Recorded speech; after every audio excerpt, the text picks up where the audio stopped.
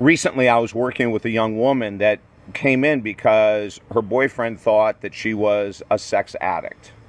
And she came in and she said, I need to figure this out, David. Like, am I really a sex addict or do I just have a high sexual drive? I've been telling people for years, guys that I've dated, that I just have a high sex drive. And my last boyfriend is telling me, no, you're a sex addict. So what's the difference? You're tuned in to David Essel's Daily Video Boost, your exclusive online community. Take notes.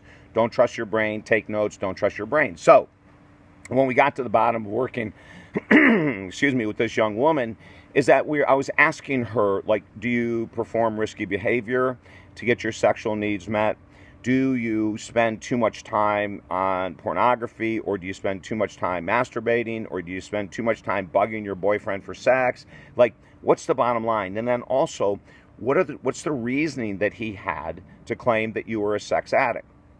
A number of years ago, I worked with this very high, successful professional, and she came in after she had run into several problems with relationships, and then what really grabbed her attention was work.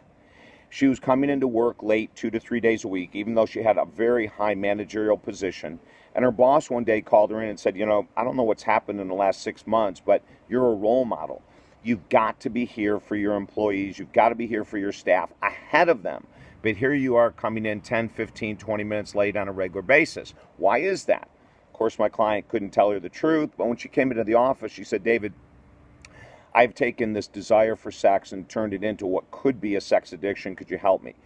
In her case, her behaviors were creating this lateness to work. In other words, she was staying at home in order to get off one more time, to orgasm one more time. In the evening, if she wanted to go out and meet friends for a drink, sometimes she'd be 20, 30 minutes late, and guess what?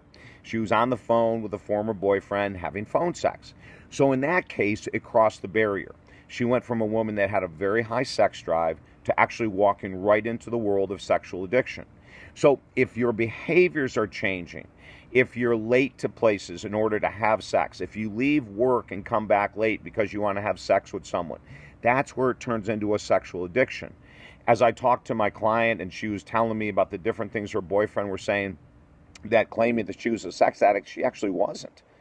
Her sexual drive was at a peak. His was coming down, and it was a mix match in the moment.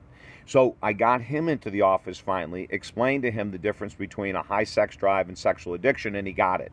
But then he felt this. He felt the pressure that he couldn't equal performing at the level she wanted. That's why he came out and labeled her a sex addict. So then I introduced them to this concept of mutual masturbation, or taking care of your partner's needs when you're not in the mood.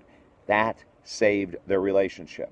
So this is a real basic differentiation between a high sex drive and sexual addiction. If you need more help, I've been in this field for 30 years. Email me directly at talkdavid.com. You and I can make some decisions, and if it is moving towards or into sexual addiction, there's all kinds of things we can do to change that direction and to create a healthy opportunity with you and your sexual drive. Email me directly at talkdavid.com. Also, don't forget to share these videos. Social media, friends, wherever you want to.